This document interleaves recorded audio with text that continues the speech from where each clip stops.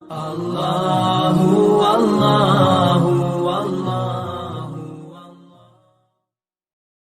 عمر کا بیٹا مصر گیا، وہاں سے کمائی کر کے لایا، تجارت کرنے گیا، لاکھوں کا مال۔ کون سا باپ ہے دنیا میں جس کا بیٹا باہر سے پیسے لے کے آئے تو ابا تفصیل پوچھے کہ بیٹا کہاں سے کمائے، کہاں سے لایا، کتنے ملے، کیوں آئے؟ کون سا باپ تفصیل پوچھتا ہے؟ ابا تو کہتا لا صحیح اور تعریفیں کرتا ہے، میرا بیٹا بڑی کمائی کرتا ہے۔ کبھی پوچھا ہے اس سے کہ ڈیوٹی صحیح دیتا ہے کہ نہیں؟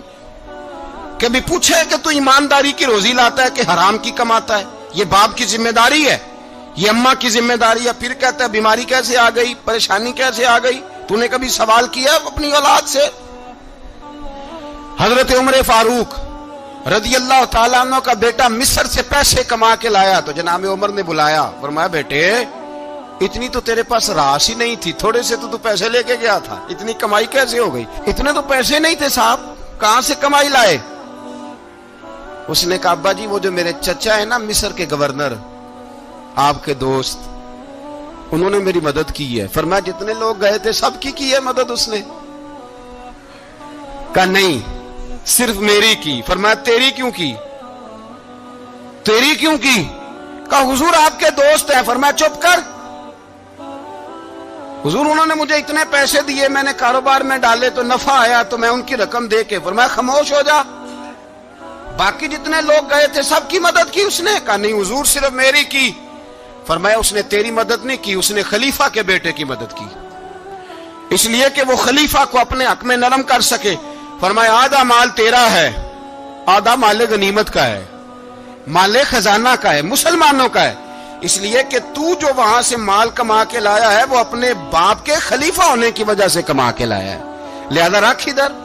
یہاں کہتے ہیں کدھر سے آیا، کیسے آیا، کون سا حساب دیں، کیا کریں؟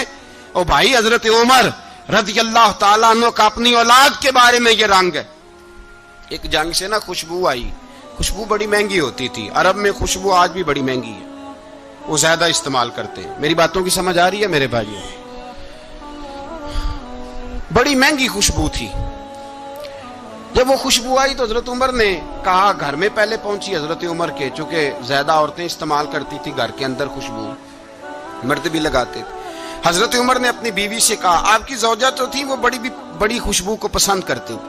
حضرت عمر نے اپنی زوجہ سے کہا کہ خوشبو لاؤ، میں نے ایک عورت کی ڈیوٹی لگائی ہے، وہ خوشبو تول کے نا تو حصہ برابر صحابہ میں بانٹ دے گی۔ تو آپ کی زوجہ کہنے لگی کسی بی بی کی ڈیوٹی لگانے کی کیا ضرورت تھی، میں جو موجود تھی میں بانٹ دیتی ہوں تول کے حصہ برابر۔ آپ نے فرمایا نہیں تو رہنے دے، وہ فلانی بی بی بانٹے گی۔ حضور میں نے بھی بانٹنی ہے، میرے پہ کچھ حق ہے؟ آپ نے فرمایا نہیں، تو تفصیل نہ پوچھ، تو خوشبو دے دے، کوئی اور بانٹے گی۔ خاتون خانہ تھی نا، کہنے لگی نہیں مجھے بھی آج آپ کو بتانا ہی پڑے گا کہ کوئی جو بانٹ سکتی ہے تو میں کیوں نہیں بانٹ سکتی؟ زوجہ کہتی عمر نے بات کی تو میری چیخیں نکل گئی۔ حضرت عمر فرمانے لگے جب تو خوشبو بانٹے گی نا تیرے ہاتھوں کو بھی لگے گی، تیرے دوپٹوں کو بھی لگ جائے گی۔ اگر رب کریم نے مجھ سے سوال پوچھا کہ عمر خوشبو تو مسلمانوں کی تھی، تیری بیوی کے دوپٹے کو کیوں لگ گئی، تو میں اللہ کے حضور کیا جواب دوں گا؟ اگر اللہ نے یہ سوال کیا کہ تیری بیوی نے کیوں لگائی، وہ تو حصہ تھا مسلمانوں کا، تو نے تیری بیوی نے کیوں لگائی؟ تو فرمایا میں نہیں چاہتا کہ اللہ کے حضور مجھے اور تجھے باز پرس ہو، لہذا کسی اور کو بانٹنے دے۔ زوجہ روئی اور تڑپ کے کہنے لگی عمر مجھے لگتا ہے صبح قیامت بھی تیری بیوی ہونے کی وجہ سے اللہ مجھے جنت عطا فرما دے گا، تیری زوجہ ہونے کی برکت سے۔ بھائی یہ معیار رکھا، خدا کی قسم ایسا شخص تاریخ میں دوبارہ نہیں آیا۔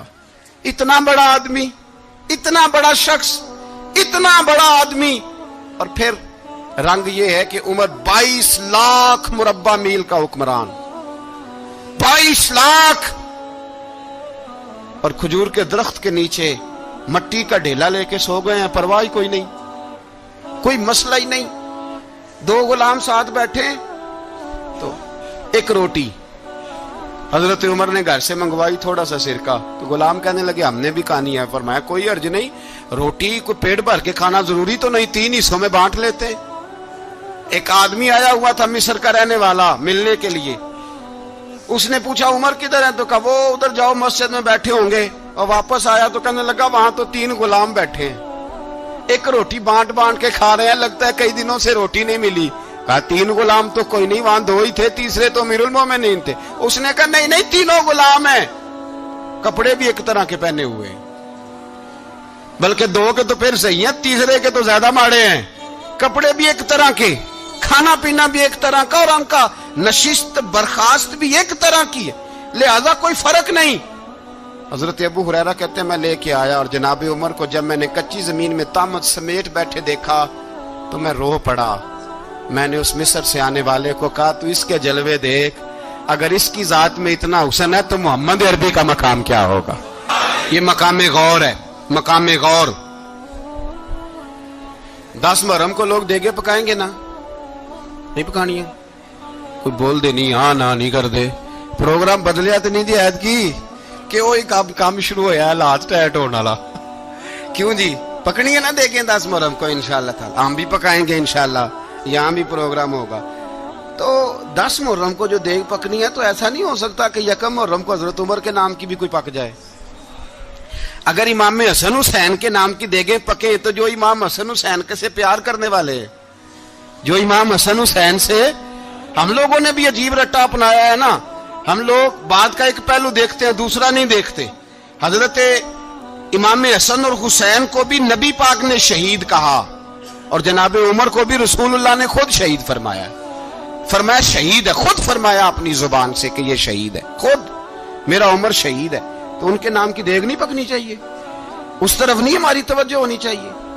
اور اہل بیت نبو, یہ بات میں پہلے بھی کرتا ہوں, آج پھر کرنا ضروری سمجھتا ہوں. اہل بیت کا پیار, سن لو کان کھول کے, اہل بیت کا پیار اگر ہمیں کسی نے سکھایا ہے تو سیدنا عمر فاروق نے سکھایا ہے. اہل بیت نبوت کی محبت اگر کسی نے سکھائی ہے تو کس نے سکھائی ہے؟ بول کے بتائیے.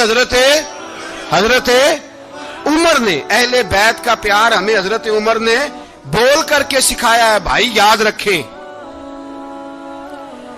کسی کی طاقت نہیں تھی دم مارنے کی حضرت عمر کے سامنے, طاقت ہی نہیں تھی.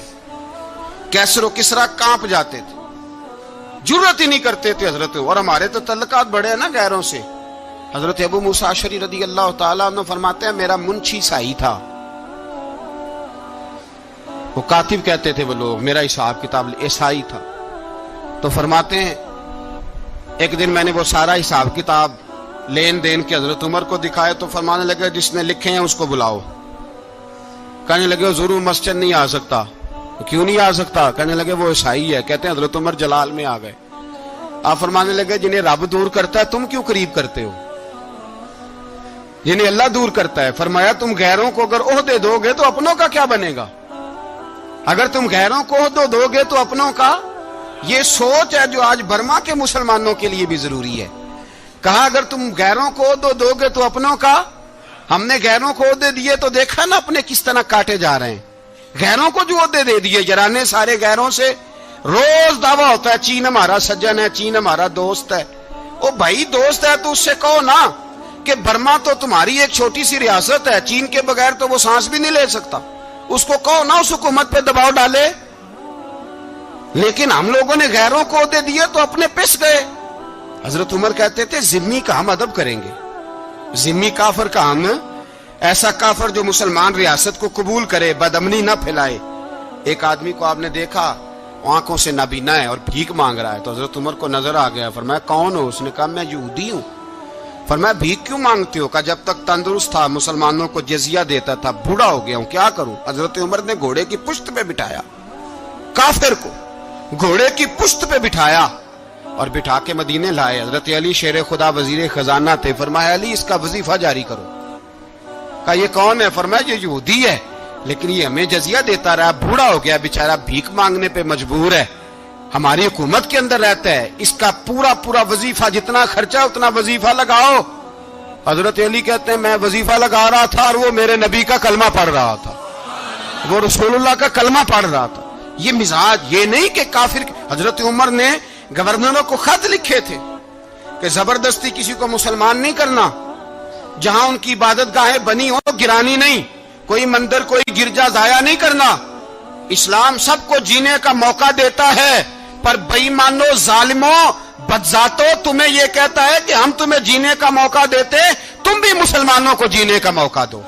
یہ جہاں بستے ہیں، جہاں رہتے ہیں، انہیں وہاں جینے کا موقع دو، انہیں بھی اللہ اکبر کہنے کا موقع دو، انہیں بھی قرآن پڑھنے کا موقع دو، انہیں بھی رسول اللہ پر درود پڑھنے کا موقع دو۔ ہمارے ملک میں عیسائی اپنی مرضی سے کھلے عام تبلیغ کرتے ہیں، یہاں تو چینل چلائے ہیں عیسائیوں نے۔ کسی مذہبی جماعت نے کبھی جلوس نکالا ہے کہ عیسائیوں کا چینل بند کرو؟ بولے نکلا ہے کہ نہیں نکلا؟ کتنے ظلم کی بات ہے۔ ہم جب غیر کو اتنا تحفظ دیتے ہیں، اتنا تحفظ دیتے ہیں، ہم نے دیکھا ہے، مجھے بیسیوں لوگوں نے عید پہ ٹیلی فون کیے کہ عیسائیوں کو قربانی کا گوشت دے لیں، مجبور ہیں جی، دروازے پہ آ گئے ہیں، ہمارے کام کاج کرتے ہیں۔ بیسیوں لوگ، عام آدمی کے دل میں ان کا اتنا جذبہ ہے، وہ مسائل کا بیان کرنا ایک علیحدہ بات، لیکن ہمارے دل کافر کے حق میں بھی نرم ہو جاتے ہیں۔ تم کس قدر زیادہ بے ایمان ہو، اور کفر کس قدر زیادہ ذلیل ہو گیا ہے کہ مسلمان کے حق میں نرم ہوتا ہی نہیں۔ اور اس سے بڑے ذلیل وہ ہیں جو ان ذلیلوں کے سپورٹر ہیں، وہ کسی عرب ملک کے حکمران ہو یا کسی اور جگہ کے، وہ بڑے ذلیل ہیں جو ان ذلیلوں کے سپورٹر ہیں، جو برما کی بچیوں کے قتل پر اپنی حکومتیں چمکا رہے ہیں، انہیں شرم نہیں آتی۔ اس قدر مسلمان تڑپا ہے، لیکن ان بے غیرتوں کو ذرا ہوش نہیں آئی، اور یہ ان کے کماش، ان کے دلال جو ہر جگہ ان کی سپورٹ کر کے اپنی حکومتیں قائم کرتے ہیں، ان بے ایمانوں کو پتہ نہیں کہ کب ان پر اللہ کا عذاب اترے گا اور کس طرح ان کے پرخشے اڑیں گے۔ تمہیں اپنی ذلت اور رسوائی نظر نہیں آ رہی کہ زمین کس طرح تمہارے لیے تنگ ہو گئی ہے؟ اس سے زیادہ اور تمہاری رسوائی کیا ہوگی؟ ڈرو اللہ سے، اور یہ تو دنیا کا عذاب ہے۔ ان بطش ربک لشدید، میرا رب کہتا ہے قیامت تو قائم ہونے دے، اتنا سخت تیرے رب کی پکڑ ہے، اتنی کسی دوسرے کی ہو سکتی؟ یاد رکھیں اور تھوڑا احتیاط کریں ہم سب لوگ بھی، جو ہم لوگ آدھی زبان بول کے بھی ان کی سپورٹ کرتے۔ اب شرم آنی چاہیے ہمیں ان حکومتوں کی سپورٹ کرتے جو مسلمانوں کی لاشوں کے اوپر حکومتیں قائم کرتے ہیں، شرم آنی چاہیے۔ بہرحال بات دور نکل جائے گی، اور میں اپنے مضمون پہ رہتا ہوں۔ اہل بیت کا پیار اگر سکھایا ہے تو جناب عمر نے سکھایا ہے رضی اللہ تعالی عنہ، امام حسن ملنے۔ آپ یقین کریں، میں جب اس واقعہ کو پڑھتا ہوں تو میرا دل جھوم جاتا ہے۔ میں کہتا ہوں یار، ڈاڈا ہونا اپنی جگہ پہ، عشق ہونا اپنی جگہ پہ، انسان کا باوقار ہونا اپنی جگہ، جہاں کھڑے ہونا تھا وہاں یہ کھڑے ہوتے تھے، اور جہاں جھکنا تھا وہاں یہ ان لوگوں میں اقبال نے کہا تھا، تیری نگاہ ناز سے دونوں مراد پا گئے، عقلِ غیاب و جستجو، عشق حضور و اضطراب۔ جہاں اگر آیا ہے سامنے کیسر و کسرا تو عمر جیسا دلیر کوئی نہیں، اگر سامنے آیا ایران کا بادشاہ تو عمر جیسا تگڑا کوئی نہیں، اگر آیا ہے سامنے غسان کا بادشاہ تو عمر جیسا عادل کوئی نہیں، لیکن اگر علی کا بیٹا آیا ہے، اگر فاطمہ کے لال پارے آئے ہیں، تو پھر فاروق اعظم سے جیسا محب کوئی نہیں، پھر ان سے جیسا پیار کرنے والا کوئی نہیں۔ اندر بیٹھے ہیں جناب عمر، اندر تنہائی میں کچھ وزیروں سے گفتگو ہو رہی ہے، میٹنگیں جاری ہیں۔ آپ کے بیٹے ملنے آئے جناب عبداللہ ابن عمر، ابا جی ملنا ہے، بات ٹھہرو، بات کر رہا ہوں، کوئی نہ اندر آئے۔ صاحب زیادہ باہر کھڑا ہے، تھوڑی دیر گزری تو امام حسن بھی آ گئے۔ کون آئے؟ آپ کو جو ملے گا امام صاحب کا نام لینے سے، وہ سردار ہیں جنتیوں۔ کون آئے؟ سارے بولیے، امام حسن، تیری نسل پاک میں ہے بچہ بچہ نور کا، تو ہے نور تیرا سب گھرانہ۔ امام حسن آئے تو حضرت عبداللہ ابن عمر کو دروازے پہ کھڑے دیکھا، کہا امیر المومنین کہاں ہیں؟ کہنے لگے حضرت عمر کے بیٹے۔ کہنے لگے وہ اندر بیٹھے، کچھ میٹنگ ہو رہی ہے، اور انہوں نے کہا کوئی اندر نہ آئے، لیکن آپ جانا چاہیں تو چلے جائیں، آپ جانا چاہیں تو، تیری نسل پاک میں ہے بچہ بچہ نور، آپ جانا چاہیں تو چلے جائیں۔ تو انہوں نے کہا جب آپ باہر کھڑے ہیں تو مجھے کوئی اتنا ضروری کام نہیں، اور ابھی زور کی نماز تھوڑی دیر میں ہوگی، میں مسجد میں مل لوں گا امیر المومنین سے۔ یہ بات کہہ کے امام حسن چلے گئے۔ یار اتنی بڑی بات نہیں تھی، اتنی بڑی بات نہیں تھی۔ تو میرے استادوں کا بیٹا بھی آئے تو کہا ٹھیک ہے جی، وہ سوئے ہوئے ہیں، تو کوئی غرض نہیں یار، میں ٹھہر کے آ جاؤں گا، کوئی بڑی بات نہیں تھی، دیکھا جائے تو بڑی بات نہیں تھی، پر بات بہت بڑی تھی، اس لیے کہ یہ خالی حسن نہیں، یہ حسن ابن علی ہے، یہ حضرت فاطمہ کے لخت جگر، حضرت عمر باہر نکلے, عبداللہ ابن عمر سے پوچھا کوئی آیا تو نہیں؟ تو کہا حضور امام حسن آئے تھے. تو کہا پھر شہزادے کو اندر کیوں نہیں بھیجا؟ کہا میں نے کہا تھا. وہ کہنے لگے اگر امیر المومنین مصروف ہیں تو میں ظہر میں مل لوں گا. حضرت عمر رونے لگے, فرمایا بیٹے تو نے اچھا نہیں کیا. پھر مسجد نہیں گئے, سیدھے امام حسن کے دروازے دستک دی. امام حسن باہر آئے, کہا شہزادے آئے تھے تو ملے کیوں نہیں؟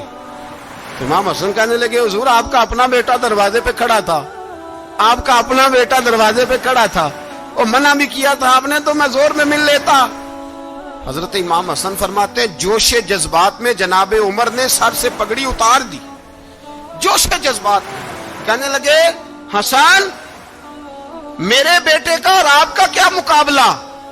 کیا اس کی ماں کا نام فاطمہ الزہرا ہے؟ کیا اس کی نانی کا نام خدیجۃ الکبریٰ ہے؟ کیا اس کے نانے کا نام محمد مصطفیٰ ہے؟ آپ کا اور اس کا کیا مقابلہ؟ پھر رو پڑے اور کہنے لگے بیٹے میں مکے کے صحراؤں میں اونٹ چرایا کرتا تھا, یہ جو میرے سر پر عزت کے بال ہیں یہ تیرے نانے کے اگائے ہوئے. میں مکے کے خبردار شہزادے خبردار. او بھائی اہل بیت نبوت کے ادب کا رنگ اگر سکھایا ہے تو سیدنا عمر نے سکھایا ہے. حضرت عمر فاروق اتھارٹی ہیں, اسلام کی اتھارٹی. یکم محرم حضرت عمر کی شہادت ہے. یہودی بول اٹھا, کافر بول اٹھا. اگر 6 مہینے عمر دنیا میں اور رہتے تو دنیا میں کوئی کافر موجود نہ ہوتا. 6 مہینے. اور جب اس بطل جلیل کا جنازہ اٹھا, اللہ بخاری پڑھیے نا, اللہم ارزقنا شہادت فی سبیلک, اللہ بسترے کی موت نہ دینا شہادت کی دینا. عمر شہید ہوئے, مسجد نبوی میں نماز پڑھاتے, اور جب جنازہ اٹھا تو مدینے کا پھر پیچھے جو دلیر بچے وہ مولا علی تھے. مولا علی جناب عمر کا جنازہ اٹھا تو سب سے پہلی ہائے جو نکلی وہ حضرت علی کی زبان سے نکلی, اور حضرت علی ساری داڑھی آنسوؤں سے بھر گئی. لوگوں نے کہا کہ علی کیا ہوا؟ فرمانے لگے تم دیکھ نہیں رہے جنازہ کس کا اٹھا ہے, پلٹ کے دیکھو تو صحیح, پتہ نہیں یہ کون گیا ہے. کہ حضور کیا ہوا؟ آپ فرمانے لگے عمر اس طرح کے کام کر کے گیا ہے, اب ان کے رستوں پہ کون چلے گا؟ کون اس کے جگر راہ وفا میں؟ میں نقش ایسے چھوڑ آیا ہوں, میں جس منزل سے گزرا ہوں وہ اب تک یاد کرتی ہے. حضرت علی حضرت عمر کے جنازے پہ کھڑے ہو کے کہتے ہیں اللہ مجھے اس طرح کے عمل کرنے کی توفیق دے جس طرح کے عمر کر کے گیا. میرے بھائی بطل عزیز, بطل حریت حضرت عمر رضی اللہ تعالیٰ عنہ جو اپنی زندگی انقلاب والی گزار کے گئے. عمر جب دنیا سے گئے تو 80 دینار کا قرضہ تھا, 22 لاکھ مربع میل کا حکمران. اور اپنے بیٹے سے کہنے لگے بیٹے کوشش کرنا تیرے خاندان والے مل کے میرا قرضہ اتار دے, میری قبر پہ بوجھ نہ رہے. اور اگر خاندان والے مدد نہ کریں تو میرے دوستوں سے بات کرنا, وہ مدد نہ کریں تو پھر علی سے بات کرنا. ان کا پیار آپس میں اتنا, اور تو اختلاف ثابت کر رہا. 80 دینار کا قرضہ چھوڑ کر حضرت عمر دنیا سے گئے, اور جاتی دفعہ کہہ گئے میرے بعد میرے بچوں کو حکومت کے مشورے میں بھی شامل نہ کرنا, حکومت کے مشورے میں بھی میری اولاد شامل نہ ہو. اتنا بڑا شخص اتنا بڑا رنگ دے کے یکم محرم کو جب عمر فاروق کا وصال ہوا تو بیٹے سے کہنے لگے اماں عائشہ سے جا کے کہو میرا بھی نبی پاک کے روزے میں دفن ہونے کو دل کرتا ہے. ایک قبر کی جگہ ہے اماں جی نے اپنے لیے رکھی ہے, بخاری ہے بخاری. حضرت عائشہ کے پاس صاحبزادے گئے.